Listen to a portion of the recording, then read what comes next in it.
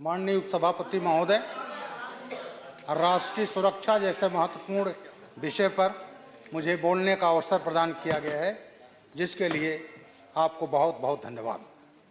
मैं सबसे पहले 31 जनवरी 2023 को संसद के दोनों सदनों को संबोधित करने के लिए मैं माननीय राष्ट्रपति श्रीमती द्रौपदी मुर्मू जी को धन्यवाद देता हूँ। महोदय, भारत के प्रधानमंत्री के निर्देशन में भारत सरकार द्वारा सशक्त भारत के लक्ष्य को अपनाया गया है। मोदी जी के नेतृत्व में कानून व्यवस्था को सुदृढ़ बनाने के लिए आवश्यक कानूनी प्राविधानों को मजबूत किया है। सुरक्षा बलों के मनोबल को बढ़ाने के लिए बहुआयामी दृष्टिकोण अपनाया गया है।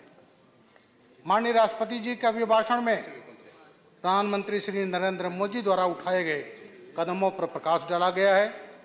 इसमें सबसे पहले स्वदेशी विमान वाहक पोत INS विक्रांत को नेवी के बेड़े में शामिल करना, रक्षा उपकरणों में 6 गुने वृद्धि, स्वदेशी रक्षा उपकरणों के निर्माण में वृद्धि आदि शामिल है।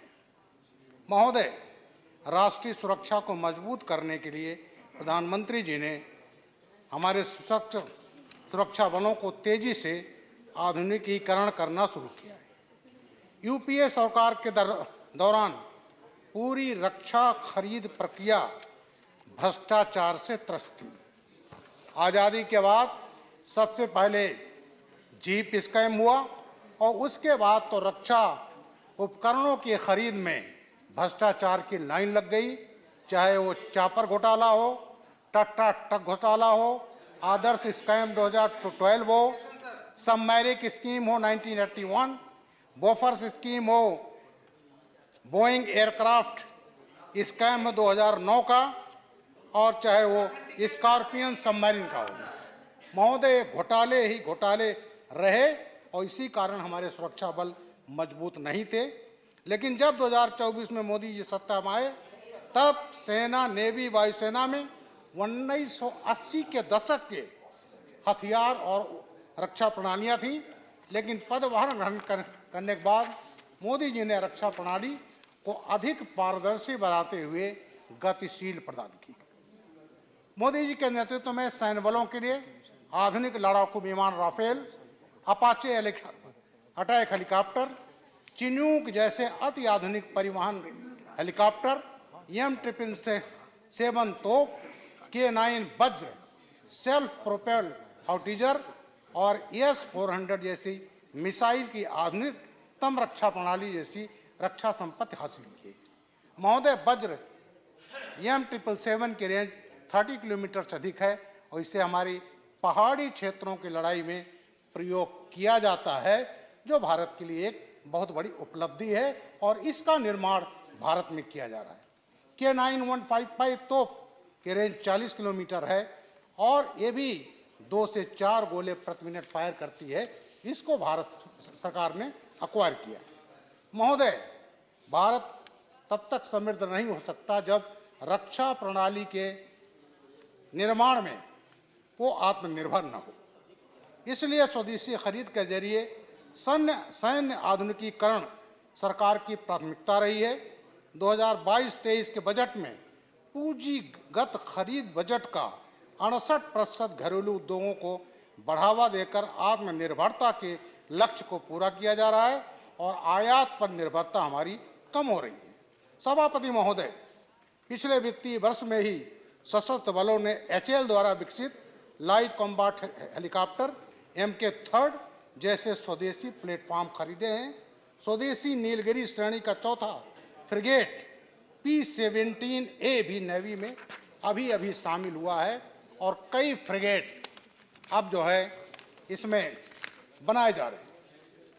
अभी 6 फरवरी 2023 को यशस्वी प्रधानमंत्री जी ने तुमकुरु कर्नाटक में एशिया की सबसे बड़ी हेलीकॉप्टर फैक्ट्री का शुभारंभ किया है। इससे देश तो आत्मनिर्भर होगा ही, हम विदेशों को भी अपने हेलीकॉप्टर निर्यात कर सकेंगे। प्रोजेक्ट 15B के तहत विशाखापट्टनम में अत्याधुनिक स्टील्थ गाइडेड मिसाइल विध्वंसक का निर्माण तेजी से किया जा रहा है और यह पहला विध्वंसक पोत नेवी को दिया जा चुका है। महोदय, इसके अलावा घरेलू सैन्य, नागरिक, एरोस्पेस क्षेत्र को बढ़ावा देने के लिए प्रधानमंत्री जी द्वारा निजी क्षेत्र में C295 परिवहन विमान निर्माण की सुविधा की आधारशिला गुजरात के बड़ोदरा में रखी गई है। अब भारत के पास INS विक्रांत सहित 2 विमान वाहक पोत हो गए हैं और तीसरे स्वदेशी विमान वाहक पोत के निर्माण की कार्रवाई शुरू की जा चुकी है। महोदय, आज अमेरिका, ब्रिटेन, फ्रांस, जर्मनी, चीन, जापान के बाद भारत विश्व का 7वां देश है जिसके पास विमान वाहक निर्माण करने की क्षमता है।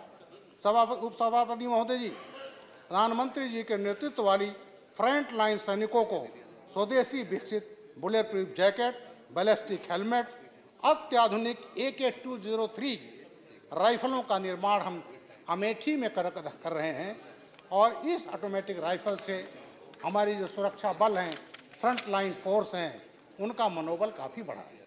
इस तरह महोदय हमारी सेनाएं जो हैं, सुरक्षा बल हैं, एयर फोर्स, नेवी, आर्मी, ये सब आज दुनिया की एक आधुनिकतम सेना है, मजबूत सेना है और उसका श्रेय हमारे प्रधानमंत्री श्री नरेंद्र मोदी जी को जाता है। महोदय, अब आती बात है देश की आंतरिक सुरक्षा।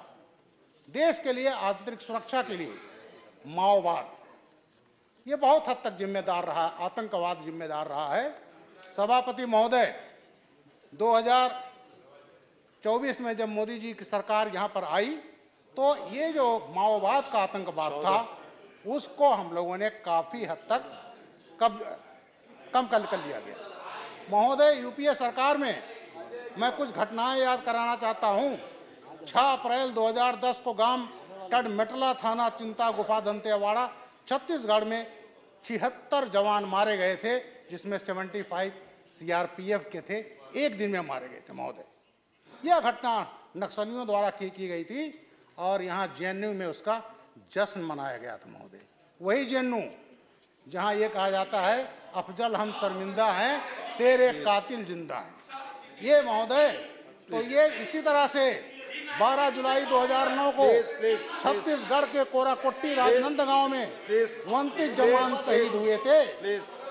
वर्ष 2004 में नक्सलियों ने एक ही दिन में कोरापुट टाउन में SP ऑफिस, 5 पुलिस स्टेशनों, Koraput jail, Orissa special armed battalion मुख्यालय पर हमला करके भारी मात्रा में हथियार लूट लिए थे। महोदय, ये नक्सलिज्म जो है इसका समापन तब होता है जब इसके लिए एक सिस्टमेटिक ढंग से कदम उठाए जाए। महोदय, इसके लिए हम अपने गृह मंत्री माननीय अमित शाह को भी धन्यवाद देते हैं और उनके निर्देश पर, उनके नेतृत्व पर उग्रवाद की जो वामपंथ का उग्रवाद का, उसके लिए 3 प्रमुख कदम उठाए गए। उसमें है उग्रवादी हिंसा पर कड़ाई के साथ कार्रवाई करना। नक्सली ये ना समझें कि हमारे साथ कोई मुरव्वत की जाएगी। केंद्र और राज्य सरकारों के बीच बेहतर समन्वय। तीसरा है जन भागीदारी के माध्यम से विकास की गति को बढ़ाकर वामपंथी उग्रवाद को मिल रहे समर्थन को खत्म करना। महोदय, मैं 2010 में एक राष्ट्रीय स्तर के नक्सलाइट का मैं इंट्रोगेशन कर रहा था, चिंतन दास, JNU के MPhil, यहाँ के PhD। और जब मैं उनसे पूछा कि आप उत्तर प्रदेश में क्यों सफल नहीं हुए, तो उन्होंने कहा कि हम यहाँ इसलिए सफल नहीं हुए कि आप लोग कम्युनिटी पुलिसिंग के माध्यम से आदिवासियों के बीच में जा करके, गरीबों के बीच में जा करके और तमाम जो आपने इनकी सेवा किया है, उनका विकास किया है, उसके कारण हम यहाँ नहीं घुस पाए। और उन जगह जहाँ वैक्यूम था, वी ऑक्युपाइड इट, वैक्यूम को ऑक्युपाइड किया। सेंट्रल जिनमें यूपीए गवर्नमेंट की सेंटर में महोदय सबसे बड़ा रोल होता है सेंट्रल गवर्नमेंट का, जब वो CRP और BSF भेजती है, कोबरा भेजती है। तो उन्होंने कहा साहब हमने ऑक्युपाई कर लिया। तो आज ये हालत है कि जो विकास हुआ, क्योंकि नक्सलाइट जो होता है वो विकास नहीं होने देता, सड़क नहीं होने देता। मेरे परिवार का भी एक लड़का डिप्टी कमांडेंट CRPF है और ये हालत है कि जब माननीय शोक वाजपेयी जी वक्ता बोल रहे हैं, तो प्लीज आप बीच में ना आए, प्लीज अपनी सीट पे बैठे। सड़क बनाती है तो वो माइनिंग करते हैं, इसलिए कि अगर ये आदिवासी, ये गरीब, ये मजबूत हो जाएंगे आर्थिक रूप से, सांस्कृतिक रूप से, सामाजिक रूप से, तो उनकी इसमें नहीं चल पाएगी। महोदय, आज हम लेफ्ट विंग टेररिज्म पर पूरा कंट्रोल किए हैं। जहां तक आतंकवाद की बात है, भारत के हिंटरलैंड में ब्लास्ट होते थे, चाहे यूपी के ब्लास्ट हो, जयपुर ब्लास्ट हो, अहमदाबाद ब्लास्ट हो, चाहे 29/10/2005 सरोजिनी नगर दिल्ली ब्लास्ट हो, 13/9/2008 दिल्ली ब्लास्ट हो, और तमाम जगह जो होते थे हिंटरलैंड में, आज क्यों नहीं हो रहे? इसलिए नहीं हो रहे हैं कि मोदी सरकार ने जो जीरो टॉलरेंस की नीति अपनाई है, उस जीरो टॉलरेंस का है कि आज ये आतंकवादी यहां नहीं पनप पा रहे हैं। कारण यूपीए की सरकारों में आतंकवादियों के मुकदमे वापस लिए जाते हैं। मेरे स्टेट में, उत्तर प्रदेश में एक राजनीतिक पार्टी ने 14 मुकदमे एक दिन वापस लिए थे। महोदय, जब यहां पर अफजल गुरु को फांसी हुई तो तमाम राजनीतिक पार्टियां, उन्होंने रात में सुप्रीम कोर्ट खुलवाया, याकूब मेनन के फांसी की सजा हुई, दरवाजा खुलवाया और ये मैसेज दिया वो आतंकवादियों के साथ हैं। लेकिन आज मोदी जी का विजन बड़ा क्लियर है और यही कारण है आतंकवाद का खात्मा हो गया। इन्हीं शब्दों के साथ मैं समाप्त करता हूं और माननीय प्रधानमंत्री जी को धन्यवाद। माननीय पवित्र